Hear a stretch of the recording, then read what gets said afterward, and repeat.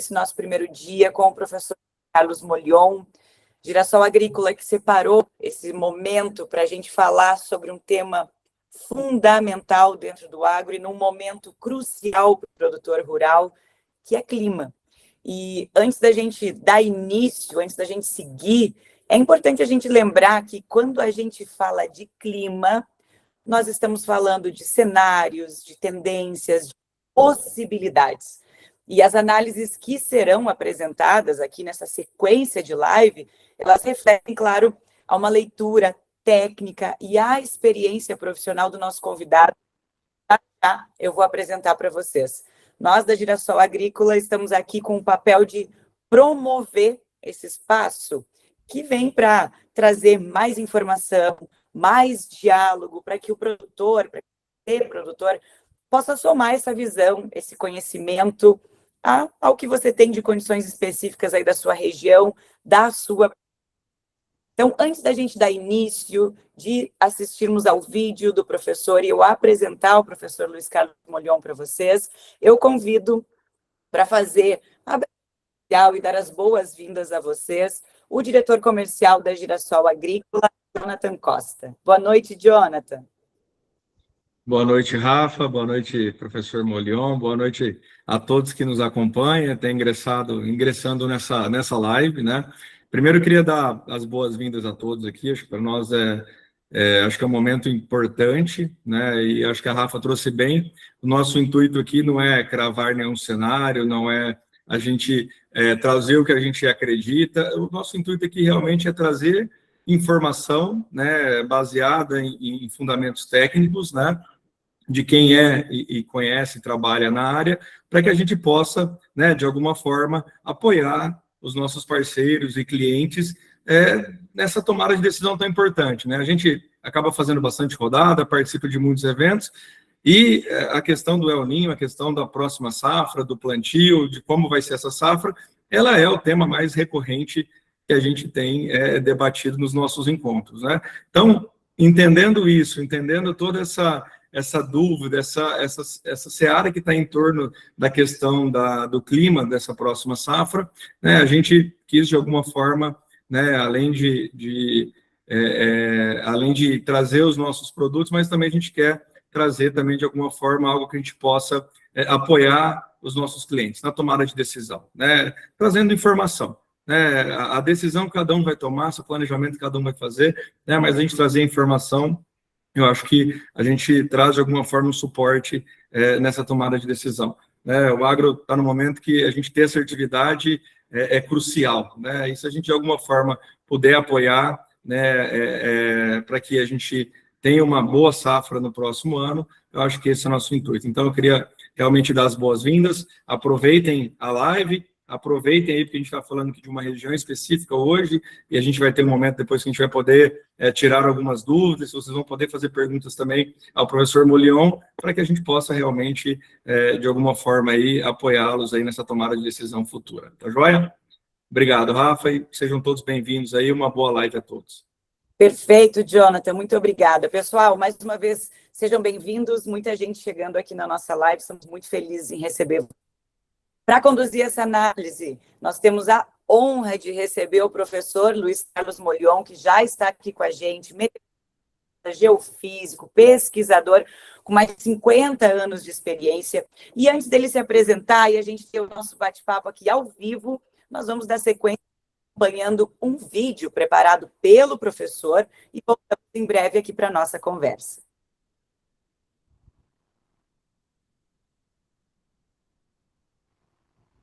Nesse vídeo vamos fazer um diagnóstico sobre os últimos 180 dias, falar sobre esse possível super El Niño que está deixando todo mundo apavorado, fazer a previsão de chuva até março do ano que vem, comentar sobre a tendência do clima para esses próximos 10 anos, até 2034, 2035, e encerrar com alguns comentários sobre o andamento das safras nos outros países. Os veranicos, eles são produzidos da seguinte forma.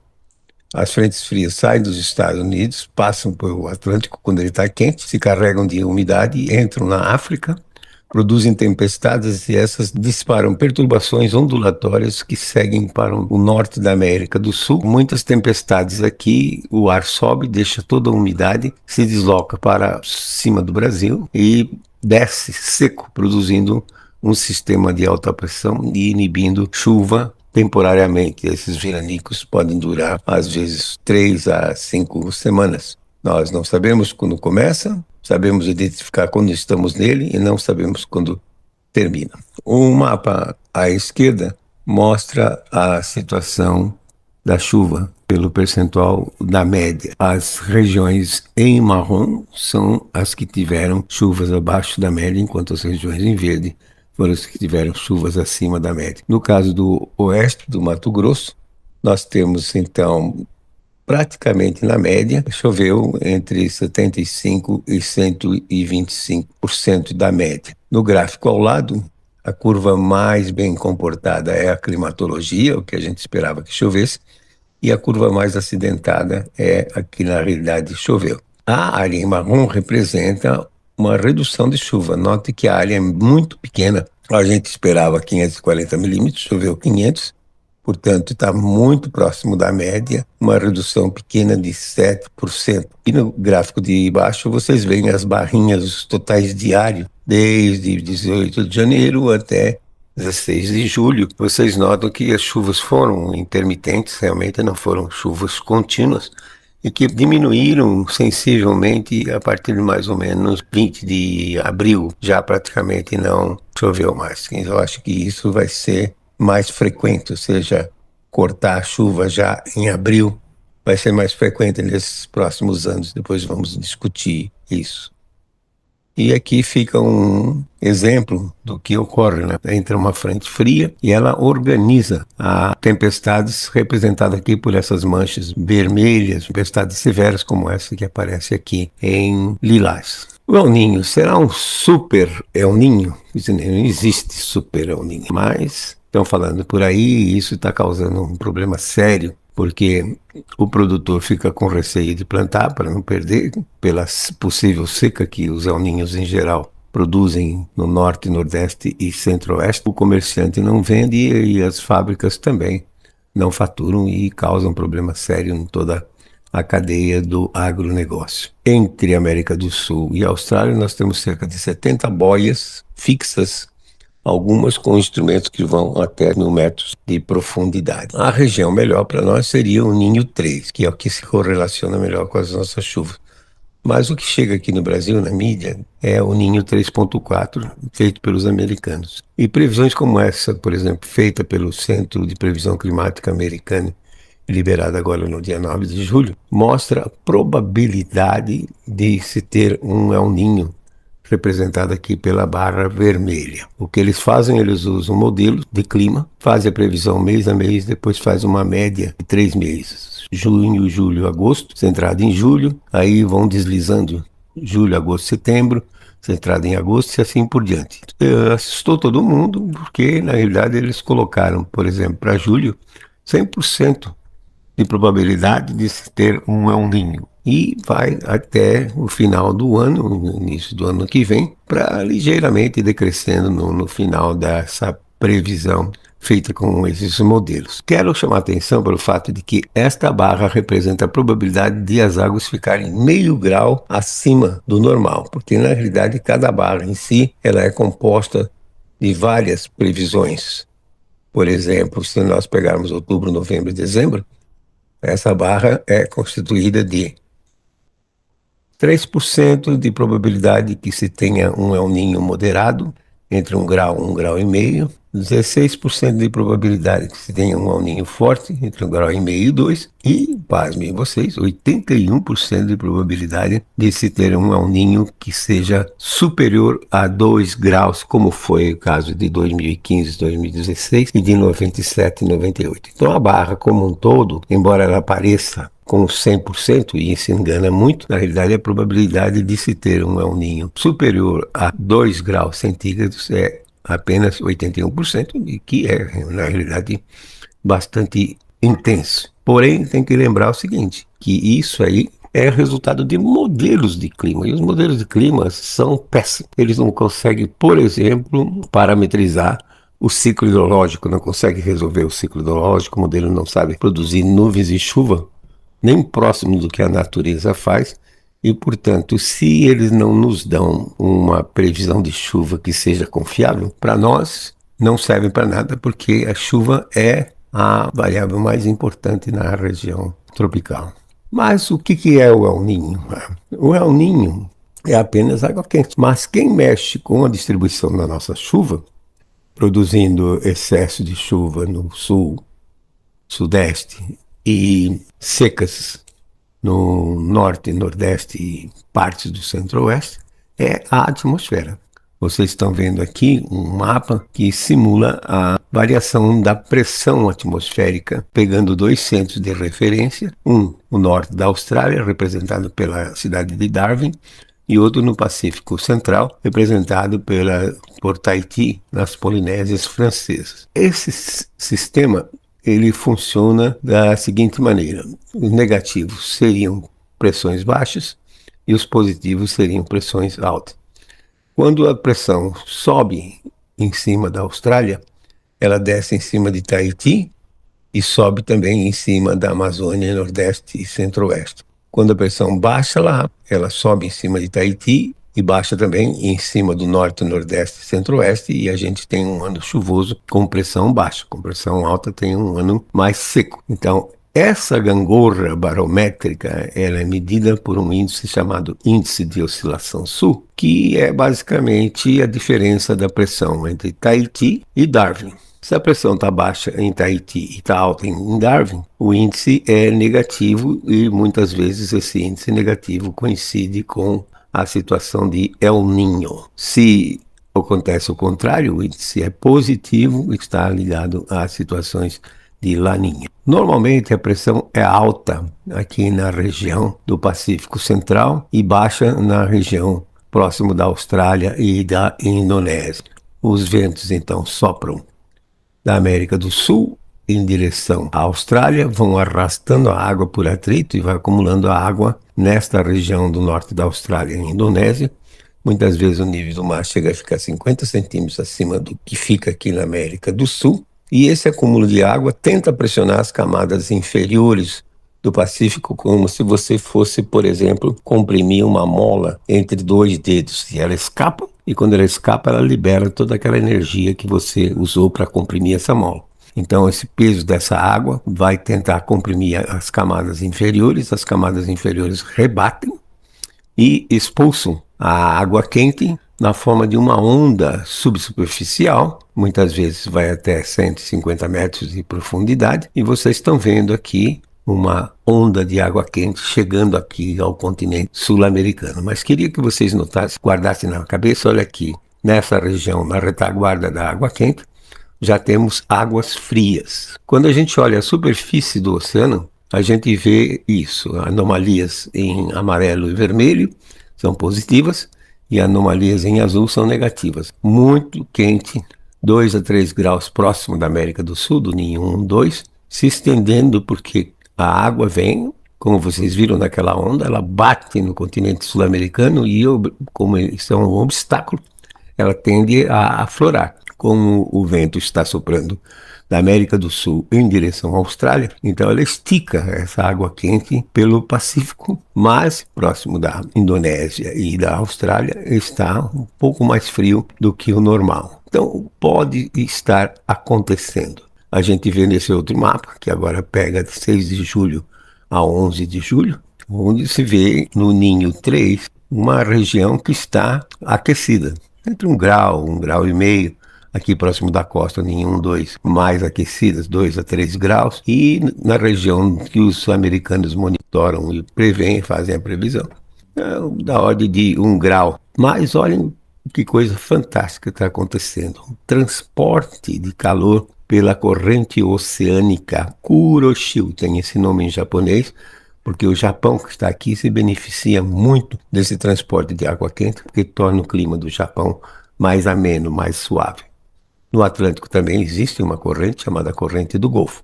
No dia 20 de abril desse ano, ocorreu um terremoto a nordeste do Japão, próximo da província de Hokkaido, mas no oceano. E esse terremoto foi um terremoto raso.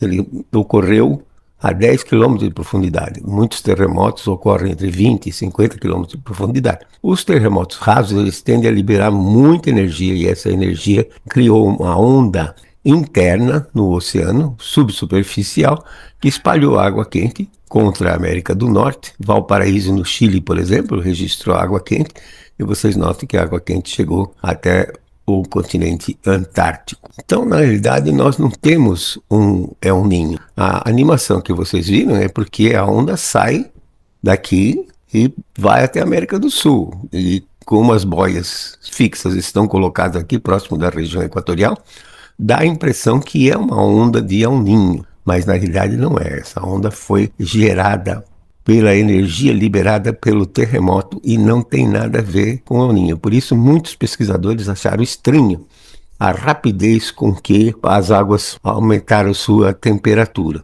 Então, a atmosfera, ela é muito lenta. Ela leva da ordem de 3 a 4 meses para responder à mudança da temperatura da superfície do mar. E é a atmosfera que pode eventualmente modificar a nossa distribuição de chuva. Então nós temos que aguardar, nesse exato momento não podemos falar nada, temos que aguardar até final de setembro, provavelmente, para termos uma ideia melhor se vai ficar algum resíduo dessa água quente gerada pela onda subsuperficial produzida pelo terremoto e ver se a atmosfera se acopla ou não. Se a atmosfera não se acoplar ao oceano, então não acontece nada na distribuição da nossa chuva. Então tudo que está por aí na mídia é uma grande especulação, apesar dos dados mostrarem a água quente, como lá para final de setembro a gente pode ter uma ideia melhor se vai restar alguma água quente ou não. O Atlântico também está aquecido e, como eu disse, as frentes frias passam pelos Estados Unidos, carregam de umidade e entram no continente africano,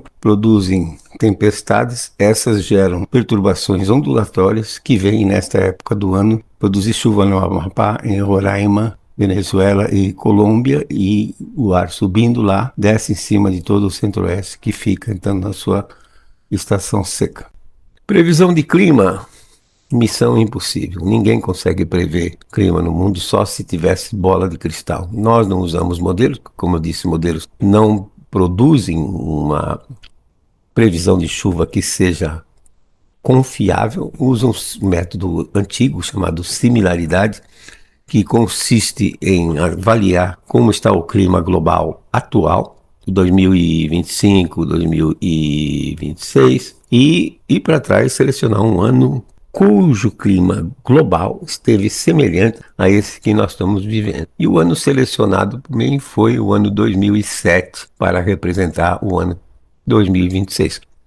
Então, quem tem na sua propriedade dados de 2007, pode usar esses dados de chuva para o seu planejamento. Então, aqui na região, peguei os dados de Campos Novos do Parecis, que está a 13,7 graus e 57,9 graus oeste. Notem que o Brasil como um todo aparece aqui, sem querer fazer jogo de palavras, de verde e amarelo, sugerindo então uma redução de 20 a 40 milímetros por mês, que no trimestre de julho a setembro daria uma redução de 60 a 120 milímetros. Fazendo um zoom em cima de Campos Novos do Parecis, nós temos então essa caixinha caindo no verde. A média para esse período de julho a setembro é 80 milímetros, é uma média feita 30 anos de dados, de 1991 a 2020. Vai ficar ligeiramente abaixo, 10 a 20 milímetros por mês, mas como é um trimestre, eu multiplico por 3, 30 a 60 milímetros, que subtraído dos 80, eu espero um acumulado entre 20 e 50 milímetros nesse período de julho a setembro. Uma redução bastante significativa em termos de percentual, mas em termos de volume de água não, porque chove muito pouco nessa época. Passando para o próximo trimestre, outubro a dezembro, a gente nota que a maior parte do país está realmente em algumas regiões que aparecem em vermelho, norte de Minas, por exemplo, norte de Goiás, sul do Tocantins, está com reduções até superiores a que nós tínhamos visto anteriormente. E aqui na região temos um azul, que significa que temos chuvas acima do normal, e fazendo um zoom ali na região, a gente vê que a caixinha cai nessas cores azuis, que significam então anomalias ou desvios positivos. A média de outubro a dezembro é 600 milímetros, espera-se então entre 720 e 750 milímetros, um desvio positivo de 25% nesse lado oeste do Mato Grosso, norte-oeste do Mato Grosso. E de janeiro a março, sigo com dados de 2008, fazendo um zoom aqui em cima da região, temos um azul clarinho, chamei azul piscina. A média de janeiro a março é 875. Temos, então, 10 a 20 milímetros a mais por mês. No trimestre, 30 a 60 milímetros, que somados aos 875, espera-se entre 905 e 935, um desvio positivo aí em torno de 10%. Então, está praticamente na média nesse trimestre de janeiro a março do ano que vem. O cenário para os próximos 10 anos, é claro, não vamos usar modelos de previsão de clima, porque modelo é muito fácil, acima do que está hoje, só que em 2100 está todo mundo morto e ninguém vai cobrar nada de ninguém. Então, esquece modelos, vamos utilizar métodos também antigos, que é análise de dados. Uma coisa que salta bem ao longo desses últimos 150 anos são as mudanças que ocorreram na circulação atmosférica global. Então há aquecimentos e há resfriamentos dentro de certos períodos. No globo aqui à esquerda, quando se tem ventos fortes próximo do polo, o ar polar, que é mais frio e mais seco, ele fica aprisionado. Então há períodos em que existem muito poucas frentes frias, ar polar entrando na região tropical. E entre 40 graus norte e 40 graus sul de latitude, isso temos 2/3 da superfície terrestre. O Sol viaja e aquece bem essa área, então há um aquecimento global como foi entre 1916 e 1945. Mas aí a temperatura na região tropical vai ficando mais alta, enquanto no polo fica mais baixa e a atmosfera fica instável, se quebra, formando grandes ondas como essa que aparece aqui, em torno de 4 ondas, por exemplo, em torno do globo terrestre. Na seta branca é ar frio polar, que vem do polo até a região tropical, e na seta vermelha é ar tropical quente e úmido que vai em direção ao polo. Então, antes estava quente. Se você joga ar frio, é claro que vai haver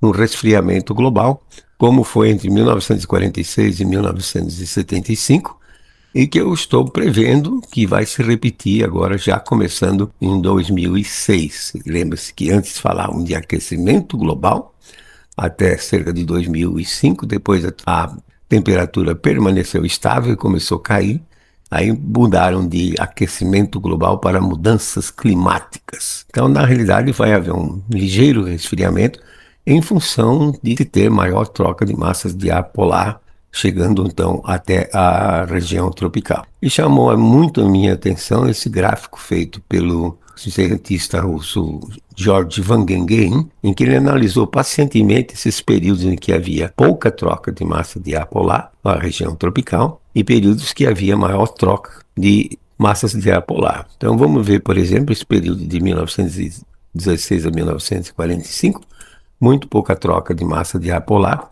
O índice que ele desenvolveu, que ele chamou de índice de circulação atmosférica, subiu, a temperatura representada por essa linha mais preta subiu também. A partir de 1946 até 1975, o índice decresceu e a temperatura também decresceu. Foi um período muito ruim para o Brasil, o mundo como um todo, e esse período frio, talvez alguém de vocês se recorde, terminou em julho de 75 com aquela famosa geada negra que, por exemplo, erradicou o café do norte do Paraná. Quer dizer, hoje Londrina, o estádio do café, a rodovia do café, não tem nenhum pé de café próximo deles. E aí começou a aquecer novamente.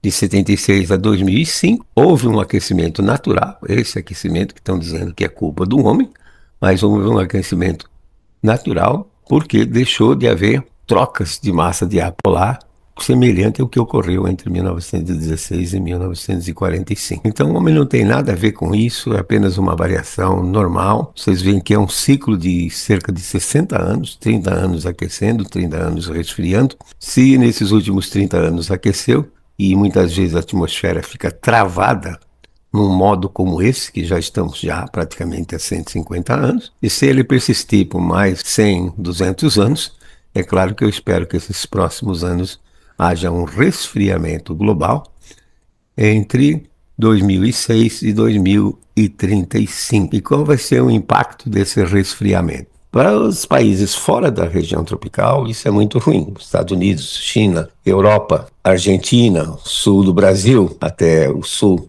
de Minas, vai ser muito ruim porque vamos ter invernos mais longos, mais frequentemente, e vamos ter ar frio mais frequente e com probabilidade de se ter uma frequência maior de geadas. No caso dos Estados Unidos, por exemplo, esse inverno passado, eles tiveram muito mais neve do que o normal, o inverno se esticou e eles foram obrigados a plantar fora da janela que para eles encerra no 20 de maio. E a frequência desses eventos, invernos mais frios, vai ser maior fora da região tropical. Dentro da região tropical, no caso, vamos, por exemplo, pegar o centro-oeste, o que vamos ver é um aumento na estação seca. A estação seca pode aumentar aí de 3 a 4 semanas, com o número de dias com chuva dentro da estação seca reduzido. Ou seja, a estação seca fica mais seca. E é possível que, com o aumento do comprimento da estação seca, e a estação chuvosa demore um pouco mais para começar. Então esse, em geral, é o que a gente espera com o resfriamento da atmosfera global. Em resumo, nos últimos 180 dias, o mapa de anomalias de precipitação mostra que a maior parte do Brasil ficou com chuvas abaixo do normal, com exceção, obviamente, desse oeste do Mato Grosso, que não teve grandes problemas, porque vocês veem que o gráfico do Centro de Previsão Climática, na quadrícula 15 graus sul a 20 graus sul e 55 a 60 oeste, que engloba Campos Novos dos Parecis e várias outras cidades aí, mostram um acumulado de médio de 500 milímetros, um desvio muito pequeno, muito próximo da média, em torno de 7% nessa parte oeste do Mato Grosso, principalmente. Na previsão por similaridade, tomando Campos Novos dos Parecis como exemplo, de julho a setembro fica abaixo, um acumulado de 30 milímetros. Dá uma redução bastante grande, mas isso não é crítico porque, na realidade, chove muito pouco nesse período.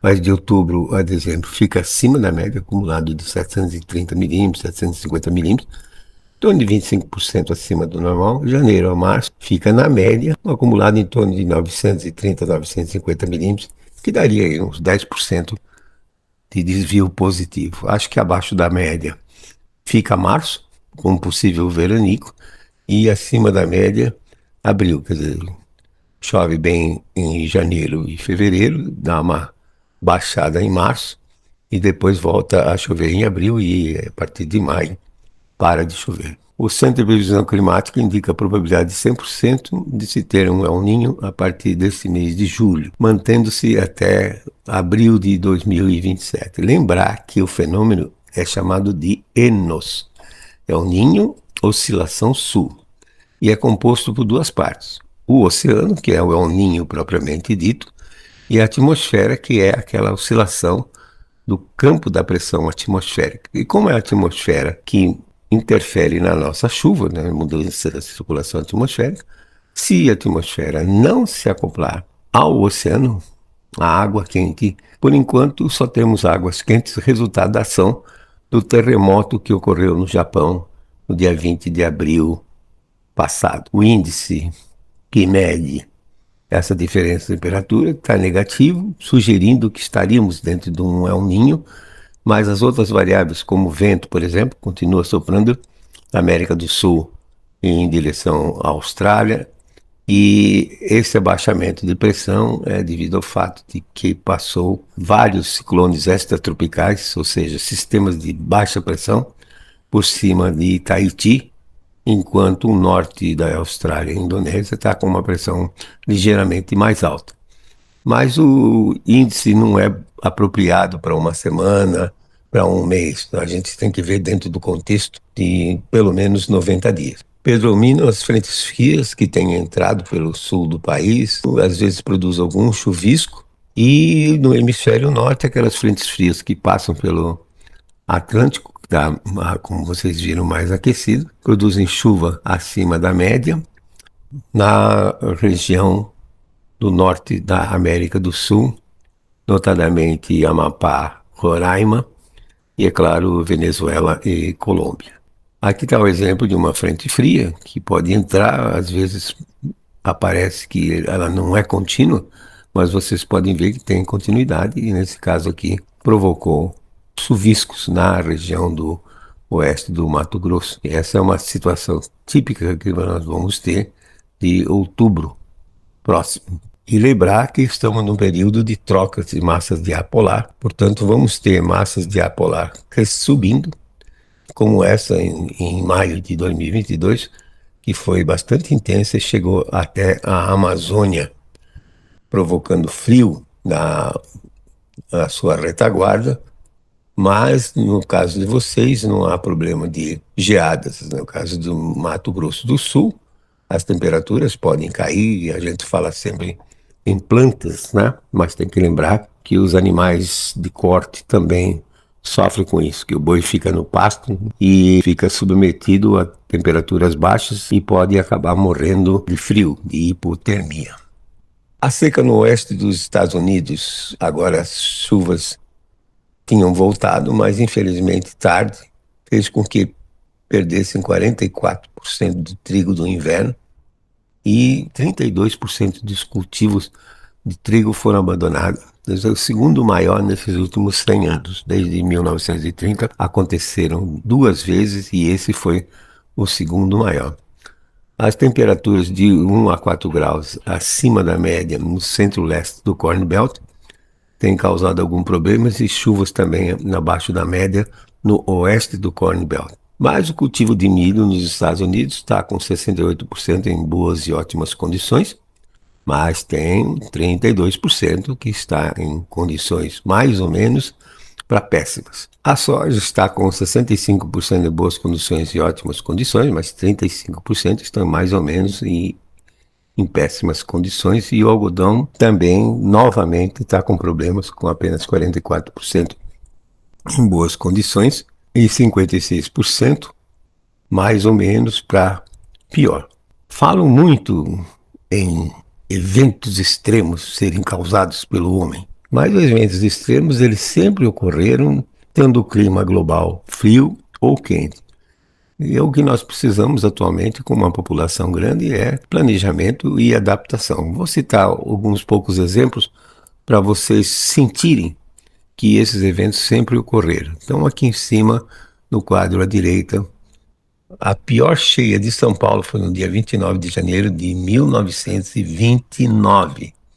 Paris, a pior cheia em 1910. A de 2016 quase chegou lá, mas ainda perdeu para 1910. Porto Alegre, a cheia de 1941 foi pior do que a de 2024. Por quê? Porque em 1941 eles tiravam areia do rio Guaíba para construção civil e agora está proibido, não pode mais. Então vamos dizer assim, o Guaíba hoje está assoreado e a água chegou aos mesmos níveis do que a de 1941. Portanto, o volume de água de 1941 foi maior do que esse de 2024. E para vocês gravarem na memória, a cidade de Passau, na Alemanha, às margens do rio Danúbio, no torre da prefeitura, estão aqui as piores cheias que eles já sentiram, e notem que a maior delas foi em 1501, quer dizer, Cabral mal tinha chegado no Brasil e a cidade de Passau, na Alemanha, estava debaixo d'água. Mas, olhando a literatura, pode ser que a cheia de Santa Madalena, em 22 de julho de 1342, pode ter sido pior do que a de 1501. Então vocês veem que essas coisas sempre ocorreram. Olha a situação do Brasil no primeiro semestre de 2024. Muitas reduções aqui, chegando a 700 a 800 milímetros em 6 meses. E o Rio Paraguai, aqui nessa região, também com chuvas abaixo do normal, o Pantanal quase secou. Aí eu recebo um pedido de help dos irmãos gaúchos que plantam arroz lá no Rio Paraguai, próximo da Assunção, dizendo que os paraguaios estavam dizendo que o rio estava secando por conta do arroz que era plantado lá, e eles começaram a ter pressão até do meio ambiente e pediram que enviasse um áudio. E eu, na realidade, acabei enviando um pequeno vídeo de 6 minutos explicando o que estava acontecendo, e tive a ideia de terminar com esta tabela, onde eu elenquei os 10 anos de nível mais baixo do Rio Paraguai, porque eu tenho dados do Rio Paraguai desde 1901 até o presente. Então são mais de 120 anos de dados, e note que em primeiro lugar aparece 1964. Muitos de vocês devem lembrar da seca de 1964, que atingiu o Rio Grande do Sul, Santa Catarina e Paraná. A segunda, 2024. Mas olhe quem aparece em sétimo lugar, 1910, e em décimo lugar, 1915. Então a pergunta que fica era: qual o desmatamento, qual a mudança do uso da terra em 1910 para ter provocado o sétimo nível mais baixo do Rio Paraguai nessa série de mais de 120 anos? É para vocês pensarem, refletirem que o homem não tem condições de interferir nesses eventos extremos que são orquestrados pelo clima global. Era isso que eu queria dizer, e ficamos agora à disposição para responder perguntas que ainda tenham permanecido.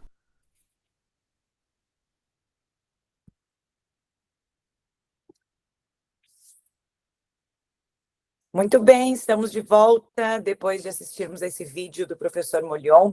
E eu quero já apresentá-lo oficialmente a todos vocês. Professor Luiz Carlos Molion, boa noite, seja muito bem-vindo. Muito obrigada por aceitar esse convite da Girassol Agrícola, por compartilhar a tua experiência com os produtores que estão aqui com a gente. Bem-vindo, boa noite, professor. Boa noite, Rafaela. É uma satisfação estar com vocês. E quero, antes de mais nada, deixar muito claro que, na minha análise, eu vejo que essa água quente que está na região equatorial não é resultante de um El Niño tradicional. No El Niño tradicional, como eu expliquei, a pressão atmosférica mais alta próximo da América do Sul e mais baixa do lado da Austrália e Indonésia. O vento sopra da América do Sul em direção à Austrália, empilha a água lá, e com isso nós temos a pressão aumentando em cima dessa água quente, e que é expulsa então pelas camadas inferiores do Pacífico, e aí se estabelece um El Niño onde já existe um acoplamento entre a atmosfera e o oceano. No caso atual, não temos esse acoplamento, e como a atmosfera ela é muito lenta, ela leva mais de 3 meses, muitas vezes, para se acoplar ao oceano. Por enquanto, o que está acontecendo é só especulação. Então, toda a previsão que foi feita para até março do ano que vem, ela é baseada, como eu disse, na condição de não ocorrer um El Niño, que eu acho que não vai ocorrer. Mas nós vamos continuar operando, e qualquer mudança que houver, a gente comunica, e a Girassol, então, entra em contato com os clientes e passa as informações mais atualizadas. Né? Excelente, Rafael. Falamos no começo aqui da live que quando a gente fala de clima, a gente está falando de tendência, de probabilidade, de sinais de atenção. A gente olhando para a região do MT Norte, professor, que é a região que estamos falando hoje nessa nossa primeiro dia dessa série de lives, de tudo que o senhor trouxe a principal mensagem que o produtor lá da BR-163, de Parecis, do Vale desse cenário que o senhor acabou de apresentar, qual seria? Eu diria o seguinte, Rafaela, que os produtores, eles têm que fazer as atividades normais, como se nada fosse acontecer. Tá? Então, trabalhar como se nada fosse acontecer. Isso é muito importante, porque eu vejo, tenho rodado o país praticamente todo, né? Estive recentemente em Luiz Eduardo Magalhães, por exemplo, estive em Tocantins, Lagoa da Confusão, Porto Nacional, e eu vejo muita gente assim apreensiva.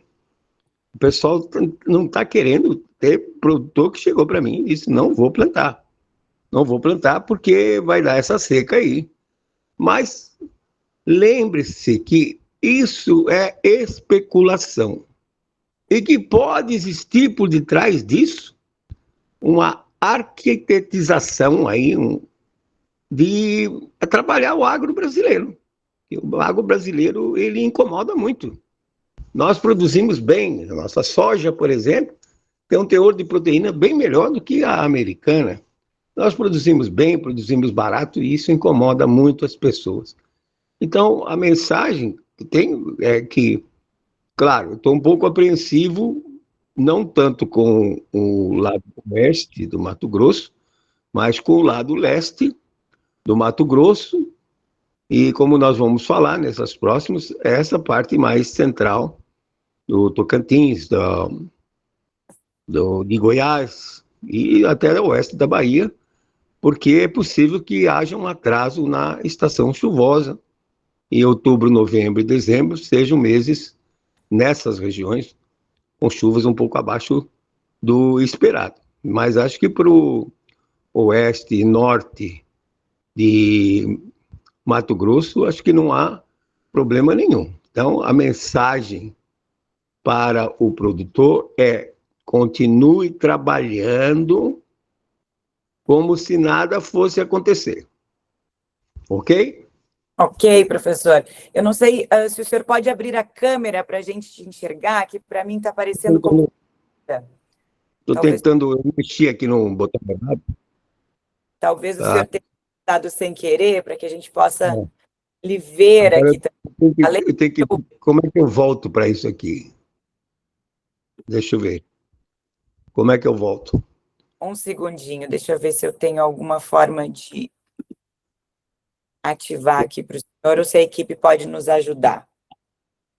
Aqui não aparece nenhuma possibilidade de eu voltar.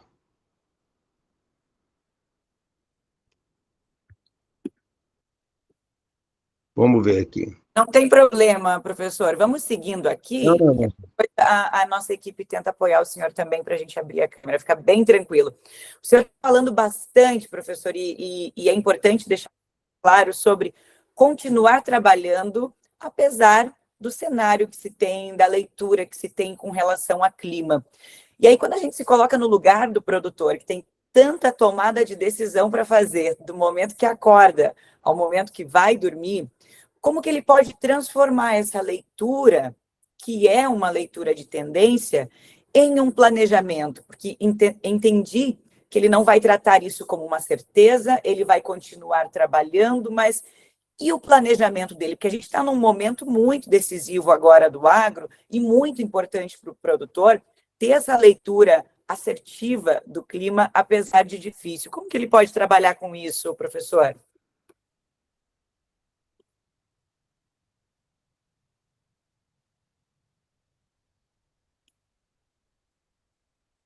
Olá, professor, você está me ouvindo? Desculpa, o meu microfone estava fechado. Ok. Em primeiro lugar, o produtor tem que deixar de se preocupar com as besteiras que ele ouve na mídia, e nas redes sociais, né? Porque esse pessoal só quer sensacionalismo. Se você gostou, deixa um like aqui. Então, vamos para as informações que são corretas, o que a ciência sabe e o que a ciência não sabe. Nós sabemos que a atmosfera ela precisa de pelo menos uns 3 meses para se adaptar à nova situação do oceano, a mudança da temperatura da água. E não passaram ainda os 3 meses. Segundo, tem que lembrar que El Niño é só água quente. E se a água quente, se a atmosfera não responder à água quente, não acontece nada com a distribuição da nossa chuva. Então não precisa sofrer por antecipação. Vamos aguardar. O sistema provavelmente vai dar algum sinal lá no final de setembro, que já vão estar passados já uns 4 meses, a gente vai ter uma ideia do que vai estar acontecendo.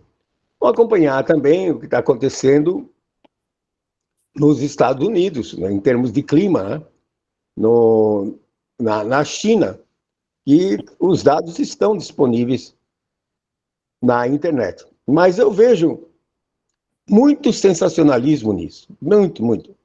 E, infelizmente, hoje, com essas redes sociais, parece que ficou muito mais fácil as pessoas fazerem esse sensacionalismo e fazer com que chegue a uma mensagem errada. Não tem absolutamente nada a ver com o que está acontecendo. Então, eu não vejo problemas, principalmente nesse lado oeste do Mato Grosso e no norte, não vejo problemas nenhum, não estou apostando absolutamente que não vamos ter, não tem condições. Eu, como interpreto o que aconteceu, como eu cito, inclusive, no vídeo, que até muitos pesquisadores americanos e europeus acharam que a mudança, desta vez, a mudança da temperatura da água foi muito rápida. E as pessoas têm a mania de não olhar o sistema como um todo. A Terra, oceano, continentes, atmosfera, é um sistema aberto. Por exemplo, há uma previsão de uma física solar, Valentina Zarkova, que entre 2030 e 2040 o Sol vai entrar num período de baixa atividade. Quando o Sol está num período de baixa atividade, o campo magnético solar enfraquece e o campo magnético solar é o grande escudo protetor de partículas de alta energia. Quando o campo enfraquece, a Terra é bombardeada por partículas de alta energia, lembre-se, que são resultantes da explosão dessas estrelas supernovas. E o que essas partículas de alta energia fazem na nossa atmosfera? Condensam a umidade e formam nuvens baixas. E ao formar as nuvens baixas, essas nuvens refletem mais radiação de volta para o espaço exterior e há um resfriamento no planeta. Então você vê como é complexo o clima. Então eu já tenho vídeos preparados, passados por aí, mostrando que vulcões podem criar El Niños e secas no norte e nordeste. Por exemplo, uma das coisas que eu vejo associada a essa possibilidade desse El Niño é dizerem que vai ser um El Niño mais forte do que foi o de 1877.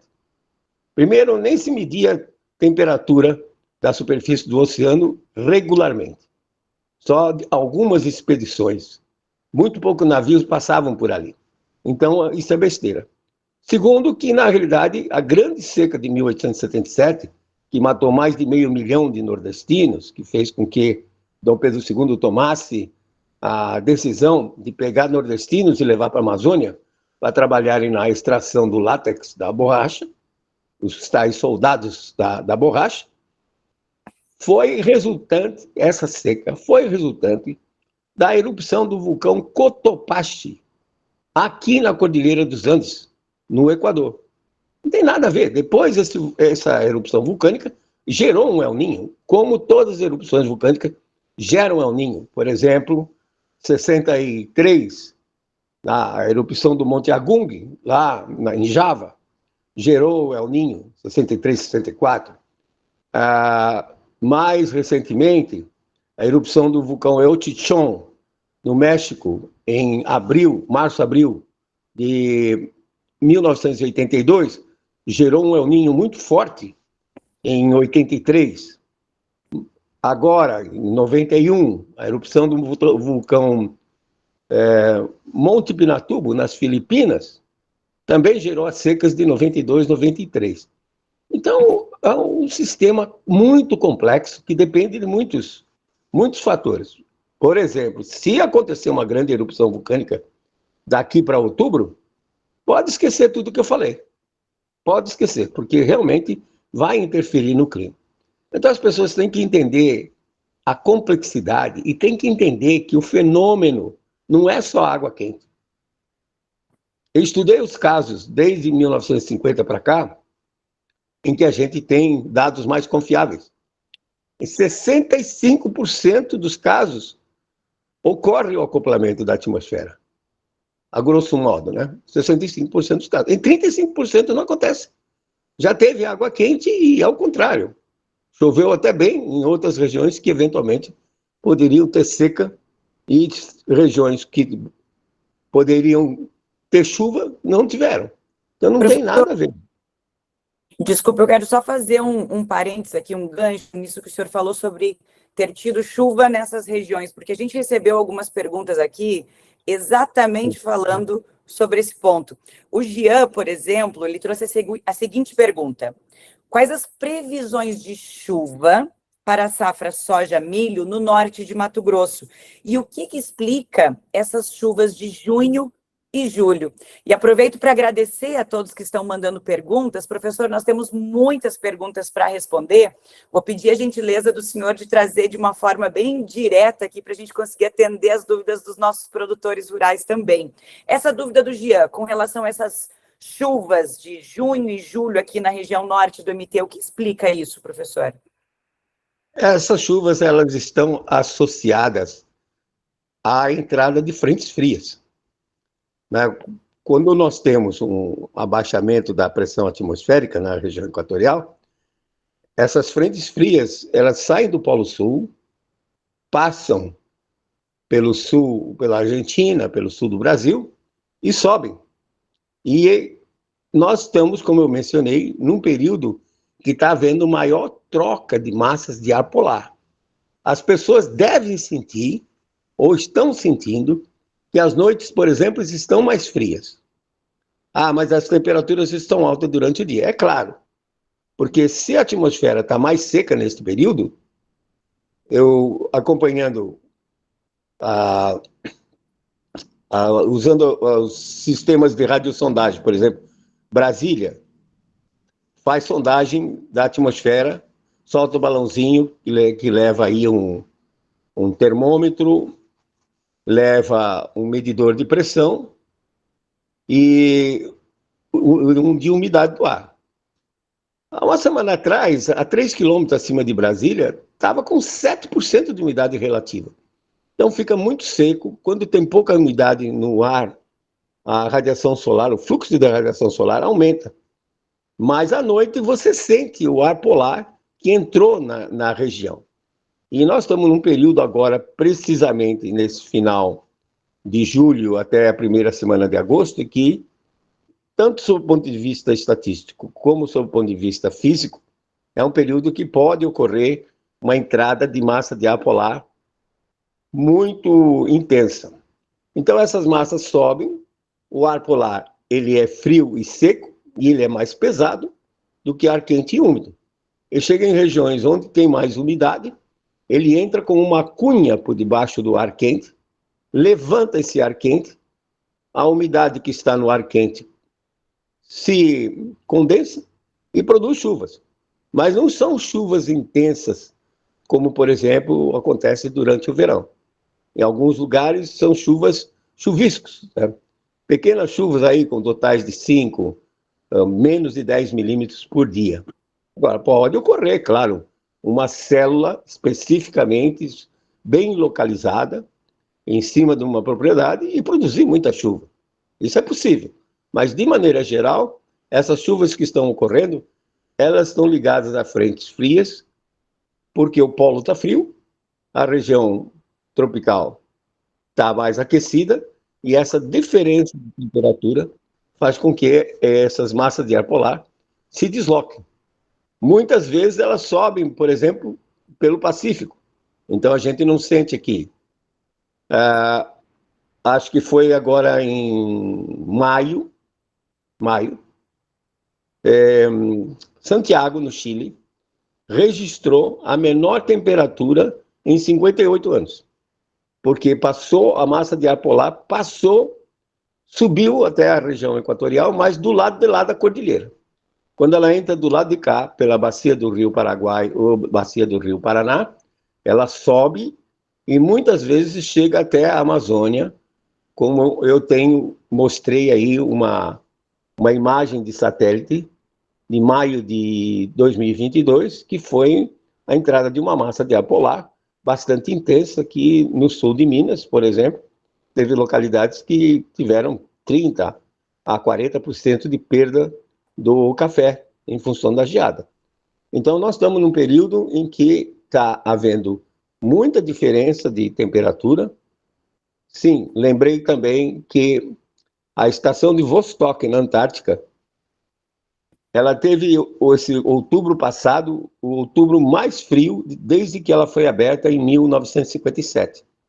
Então, isso significa que nós temos muito ar frio na Antártica e que essa potência vai acontecer de entrar essas massas de ar polar, produzir chuva, mas, como eu disse, são pequenas chuvas, não são chuvas intensas. Você tem que aguardar pacientemente e, de novo, insisto, tenham as suas atividades como se nada for acontecer, porque não há ninguém no mundo que consiga dizer o que estão falando aí, com propriedade e com base científica. Por enquanto, nós só temos água quente e a atmosfera ainda não respondeu essa água quente. Portanto, trabalhem como se nada fosse acontecer, porque tudo que está aí é especulação.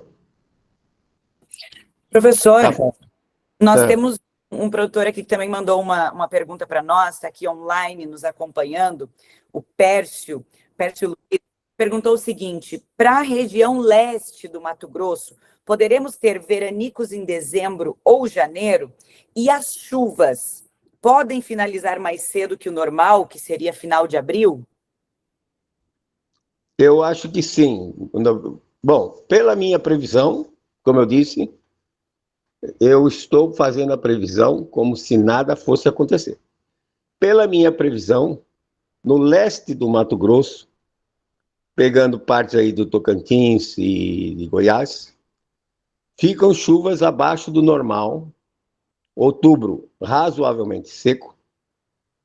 Novembro, a chuva sobe um pouco, mas ainda abaixo da média. E dezembro, chove também abaixo da média. Janeiro e fevereiro, teríamos chuvas boas acima da média. E é possível que realmente encerre já na metade de abril, como está acontecendo. Por quê? Porque esse encerramento de chuva é aquele que eu expliquei, que quando tem muita chuva no Caribe e norte da América do Sul, o ar sobe lá, deixa toda a umidade na forma de nuvens de chuva, sobe até 10, 12 quilômetros de altura, se desloca em direção ao Brasil e desce seco em cima da gente. Então, a minha intuição diz que nós vamos ter um atraso no início da nossa estação chuvosa, interpretado por esses dados de outubro, novembro e dezembro, onde vamos ter chuvas abaixo da média. Como eu disse, mais seco outubro, intermediário novembro e depois mais próximo da média em dezembro. E eu não vejo grandes problemas em janeiro e fevereiro. Mas vamos aguardar. Professor? Lembre-se. Pois não. Oi, professor. Essa resposta que o senhor acabou de trazer respondeu também a pergunta do André Dalmolin, sobre se poderia ocorrer atraso no início das chuvas. E como a gente está recebendo muita pergunta aqui de produtor, nós poderíamos fazer da seguinte forma: eu vou trazer aqui a pergunta e o senhor nos traz a resposta bem direta para que o produtor que está aqui nos acompanhando já saia com a informação breve e possa apoiá-lo realmente na tomada de decisão dele. Eu estou com uma pergunta aqui. Poderá ter atraso nas chuvas para o Vale do Araguaia Goiano, Montes Claros de Goiás? A pergunta do Dedier Renato Silva Mendes. Muito bem. Eu acho que sim.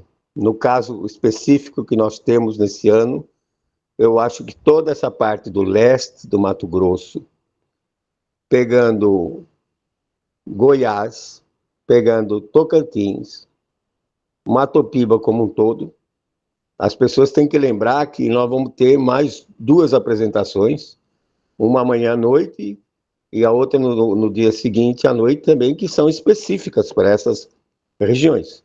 Nós temos recebido mais perguntas sobre o leste do Mato Grosso e o restante do que na região que nós estamos tratando. Mas a minha intuição diz que sim, que nós vamos ter um atraso no início da estação chuvosa e que vai afetar principalmente, de maneira geral, o leste do Mato Grosso, afeta Goiás, norte de Minas, afeta Tocantins e o oeste da Bahia também, que é um grande produtor de soja, milho e algodão.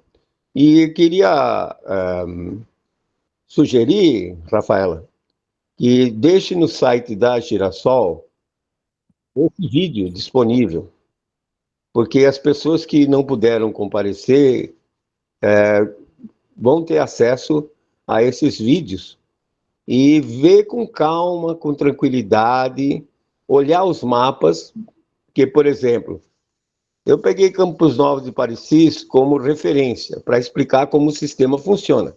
Mas ele olhando o mapa, ele vai ver as regiões com a barra de cores, dizendo, olha, aqui vai reduzir no trimestre, por exemplo, 90 a 120 milímetros. Então as pessoas olham para esses mapas cuidadosamente e elas vão se localizar nesse mapa e ver os desvios que são apresentados. Se ela tem dados de chuva da região dela, ou tem alguma estação meteorológica disponível que tenha dados de 2007, então ela vai entender. Entender não. Ela vai ter a resposta que ela precisa em termos de milímetros. Você vê que, por exemplo, quando você pega a previsão que é feita pelo Instituto Nacional de Pesquisas Espaciais, o INPE, o CPTEC, juntamente com o INMET, Instituto Nacional de Meteorologia, eles colocam a coisa da seguinte maneira: para o trimestre julho a setembro, existe, por exemplo, 40% de chance da chuva ficar abaixo do normal, 30% de chance da chuva ficar na média e 30% de ficar acima da média. O que o produtor faz com esse tipo de informação? Eu, como meteorologista, não faria nada. Não tem como saber. Tá? Nós estamos dando aí a previsão em milímetros. Estou dizendo, vai chover, por exemplo, de 650 a 680 milímetros na sua região nesse trimestre. Então, disponibilizem esse vídeo no site da Girassol.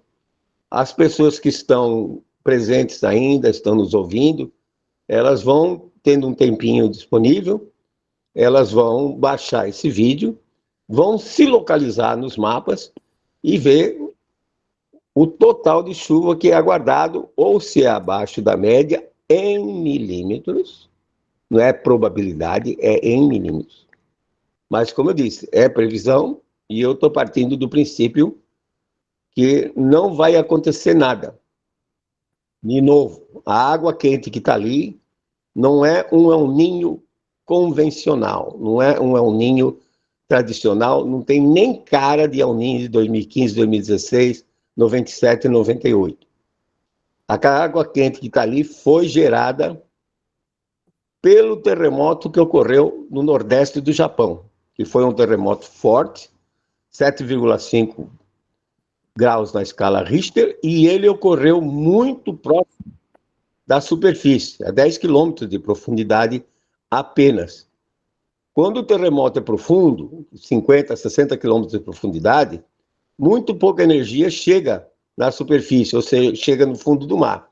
Mas como esse foi raso, 10 quilômetros, então ele liberou muita energia e, na minha percepção, gerou essa onda interna que estão achando que é um El Niño. E não é. Sob o ponto de vista físico, não é um El Niño convencional, porque um El Niño convencional, como 2015, 2016, o de 97, 98, o de 41, 42, o de 58, 59, foram El Niños que começaram já a atmosfera e o oceano interagir para criar o El Niño. Esse não, esse foi criado pelo terremoto. Lembrar que nós vivemos num planeta com 71% de água. E tudo que mexe na temperatura dos oceanos, seja, por exemplo, a força gravitacional da Lua comandando as marés, ou comandando, por exemplo, essa corrente oceânica Kuroshio, na costa da China, que leva água quente para o Japão, seja um vulcão, um vulcão submarino, seja um terremoto, um tsunami, tudo isso muda a temperatura da superfície do mar. Se a mudança for suficientemente longa, aí a atmosfera pode se acoplar. Por enquanto, só temos água quente. Entendi. Não temos mais nada.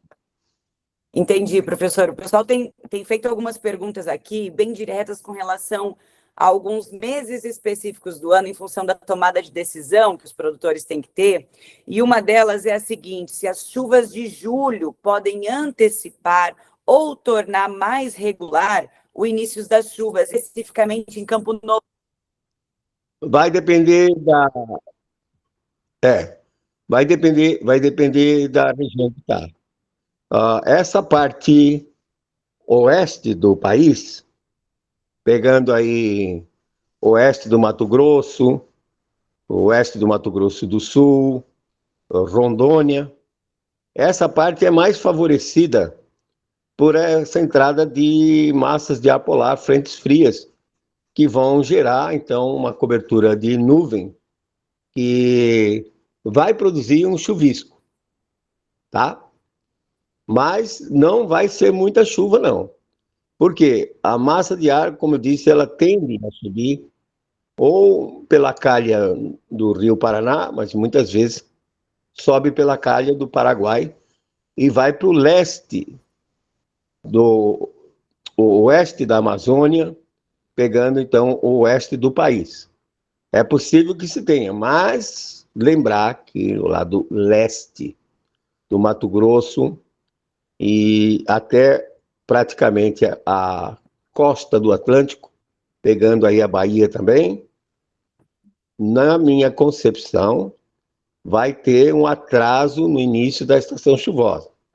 Então, tem que esperar, não tentar colocar semente no pó, porque pode dar perda, tem que esperar um pouco, chover um pouco em outubro, e depois se planejar para quem está no leste do Mato Grosso até o litoral, se planejar para plantar lá depois do dia 20 de novembro. Para quem está no oeste, acho que vai ser beneficiado por essas massas de ar polar que vão entrar e produzir chuvas, porém não tão intensas. Mas, como já tem chovido bem, como vocês viram no gráfico, essa região, ela apresentou chuvas normais, agora nesse período todo. Ela não sofreu uma paralisação em em abril. Continuou tendo chuvas não tão intensas, mas continuou tendo chuvas nesses 180 dias. Então, a umidade do solo está, digamos, regular. Em contrapartida, do leste do Mato Grosso em direção à costa brasileira, ao Atlântico, já começou a sofrer com chuvas que se encerraram já no início de abril, dependendo da região, em torno do dia 10, dependendo da região, em torno do dia 20 de abril, mas já parou e, como eu disse, a atmosfera está seca. Se a atmosfera está seca, entra mais radiação solar durante o dia, e esse fluxo aumentado produz temperaturas mais elevadas e, consequentemente, evaporação da água que está no solo. Então, nós temos que, primeiro, encher a caixa d'água, ou seja, o solo é a caixa d'água da planta. Nós temos que, primeiro, nessas outras regiões, esperar chover um pouco antes de lançar semente. Mas acho que o oeste do Mato Grosso, localidades aí como Campos Novos dos Parecis, acho que não vai ter problema nenhum. Professor, Rafaela. Eu tenho só mais 2 perguntas aqui em função do nosso tempo. Vou pedir a gentileza para que o senhor traga de uma forma bem direta para esses nossos produtores que fizeram essas 2 perguntas, para a gente também não extrapolar aqui o nosso combinado. A primeira pergunta é do Zé Ricardo, e ele traz o seguinte: se considerarmos a BR-163, Lucas do Rio Verde, até Sinop, como ficará as previsões do plantio da soja, ou seja, setembro e outubro? Depois eu trago pergunta para a gente poder fazer o encerramento. Olha, eu gostaria que você repetisse, porque ficou intermitente. Está me ouvindo? Claro. Está ruim. Está ruim o som. Mas eu entendi mais ou menos a preocupação deles. Aí está mais ou menos no limite, né? Entre a parte que vai ter chuvas regulares e essa parte que vai ter chuvas abaixo da média nesse período de outubro a dezembro. Então, eles estão numa região limite e fica muito difícil saber se eles vão estar do lado que vai estar com chuvas regulares ou se vai estar com o lado com chuvas abaixo da média. Mas vamos aguardar um pouco mais, porque talvez lá para final de setembro, início de outubro, a gente faça mais como digo, um boletim, passe um aviso com relação especificamente só à previsão de chuva, a situação de El Niño e a previsão de chuva. Okay. Então, por enquanto, para mim, eles estão no limite. Lucas do Rio Verde, essa parte embaixo aí da BR-163, né? Certo. E, professor, a última pergunta que nós vamos fazer, em função do nosso tempo, e, pessoal, foram muitas perguntas nessa nossa live, agradeço muito a todos que participaram, é a pergunta da Suzane, a Suzane Limberger. Ela pergunta o seguinte, professor: qual é a decisão mais cara que o produtor costuma tomar por confiar demais na previsão climática? E ela complementa: e se existe algum indicador climático que o senhor considera subestimado pelo produtor e que ele deveria receber com mais atenção? Bom, eu digo que o produtor ele tem que tomar cuidado com as previsões que ele vê na mídia e vê nas redes sociais. Porque hoje, lamentavelmente, pararam de raciocinar. Os que se dizem meteorologistas, que se dizem conhecedores, pararam de raciocinar. Porque hoje tudo é modelo de previsão. Hoje tudo é automatizado. Quer dizer, eu tenho uma estação automática, aí em Campos Novos do Parecis, ou em Rondonópolis. Essa estação colhe os dados, manda para a Central, Instituto Nacional de Meteorologia, pelo convênio internacional. O Instituto de Meteorologia joga isso para o satélite, tá? E o satélite distribui para os grandes centros, que, em geral, são esses grandes centros que fazem essas previsões, porque eles são dotados de modelos e de supercomputadores. O dado entra no computador deles e o computador vai fazer a assimilação do dado. O computador vai ver se aquela chuva de 130 milímetros, que diz que caiu num determinado lugar, se ela está dentro dos padrões estatísticos. Se ela for um ponto fora da curva, mesmo que ela seja real, ela vai ser descartada. O computador roda o modelo e depois coloca os resultados, os mapas. E aí o analista vai olhar aqui. Então, hoje, pararam de raciocinar. As pessoas não olham nem para fora, exagerando. Se o modelo dizia que ia chover às 15 horas e não choveu, a culpa é da natureza, porque o modelo estava certo. Então, tem que lembrar disso. O produtor tem que lembrar que ele não pode confiar nessas previsões, porque todas elas são feitas por modelos, e os modelos são extremamente imperfeitos. Em particular, o ciclo hidrológico. Para vocês terem uma ideia, nos melhores modelos, a distância entre um ponto e outro, onde são colocadas as informações, é de 110 quilômetros. Entre o ponto A e o ponto B, não existe informação nenhuma. E todos os processos que produzem chuva são processos de escala bem pequena.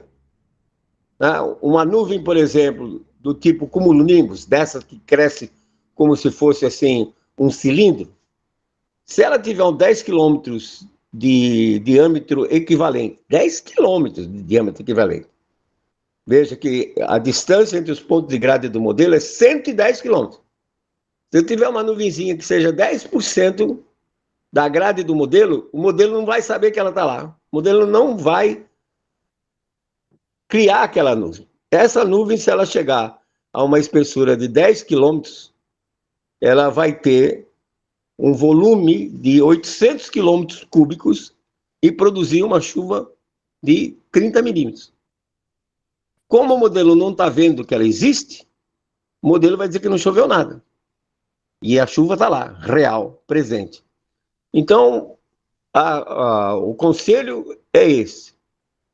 O produtor tem que estar sempre desconfiado dessas previsões que são feitas.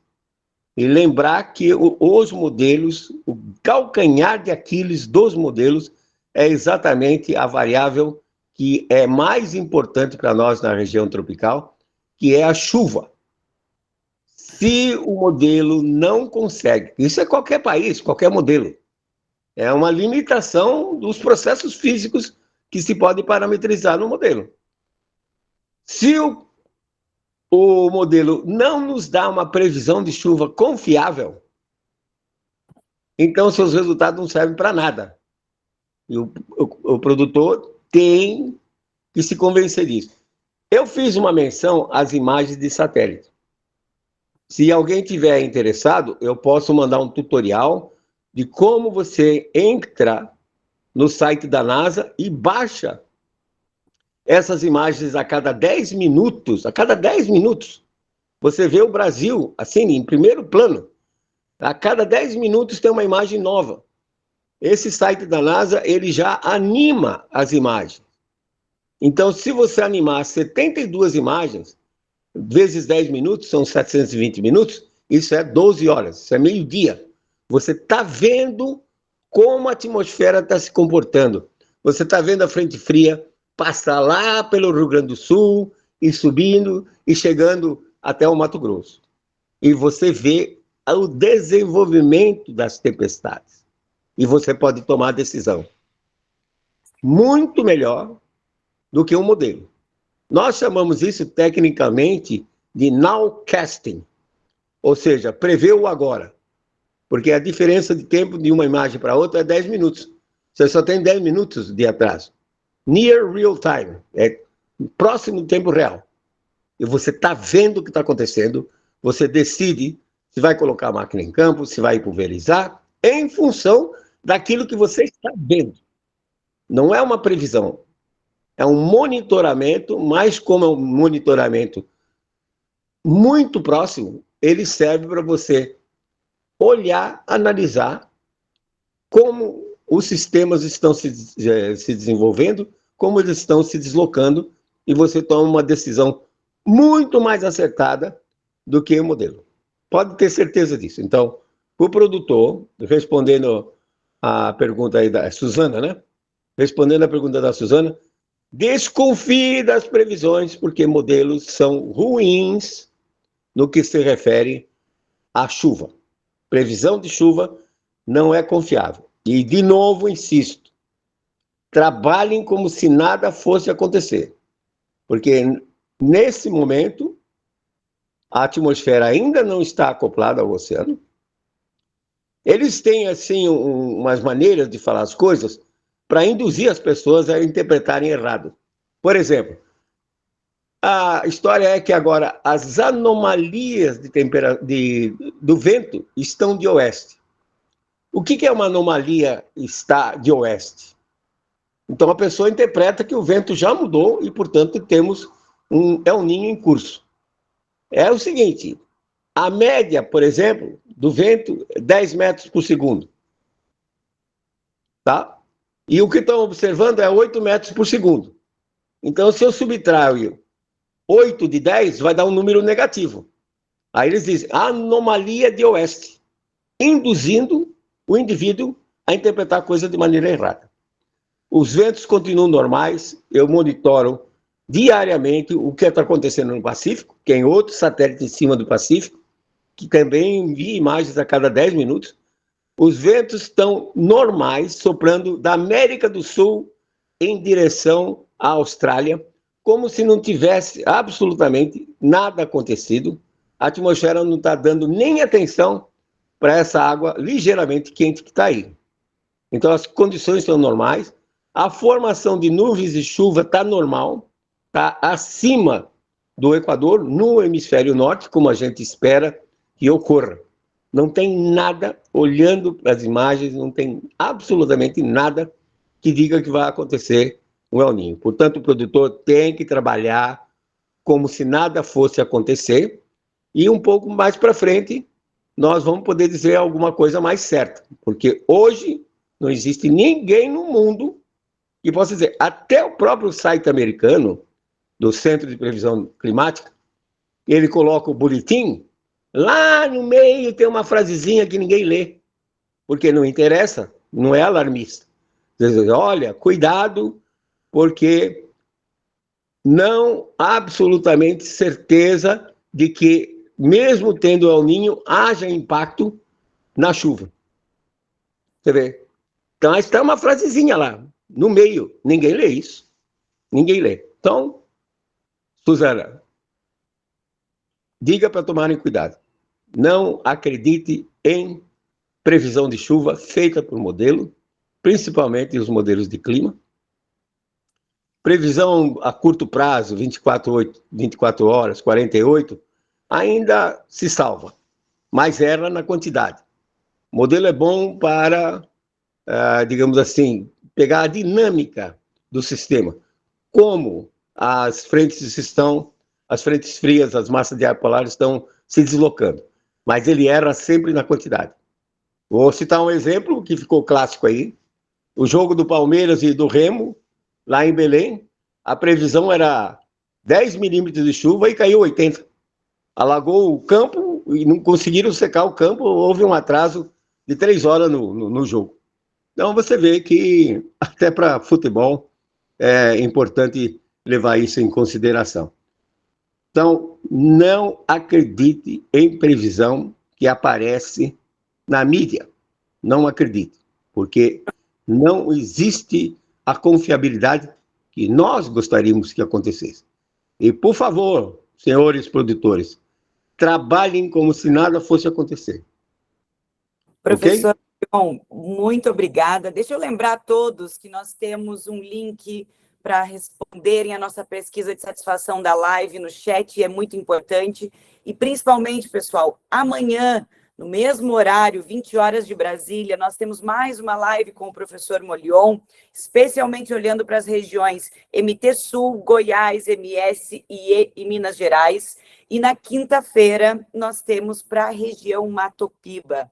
Então, peço primeiro, avaliem nossa live pelo QR Code que está aqui na tela agora e participem conosco amanhã e quinta-feira. Ainda temos muito assunto para compartilhar, muito conteúdo para aprender aqui com o professor Molion. Muito obrigada a todos. Nossa live 20 horas de Brasília, viu, pessoal? Aguardo vocês. Um grande abraço, professor Molion, muito obrigada. Uma ótima noite a todos. Uma grande satisfação ter estado com vocês. Volto amanhã e, de novo, recomendo que deixem o vídeo disponível no site da Girassol para que as pessoas possam baixar esse vídeo e olhar com cuidado, particularmente o que se refere à previsão. De novo, insisto, essa minha previsão ela é feita como se nada fosse acontecer. Está sempre sujeito a risco? Tá, como eu disse. Se explodir um grande vulcão agora em outubro, muda tudo o que eu falei, ok? Uma boa noite para todos e uma satisfação ter estado com vocês. Ótima noite, pessoal. Amanhã nos vemos novamente, professor. Tchau, tchau. Ok. Beleza, Rafaela. Um abraço para todos.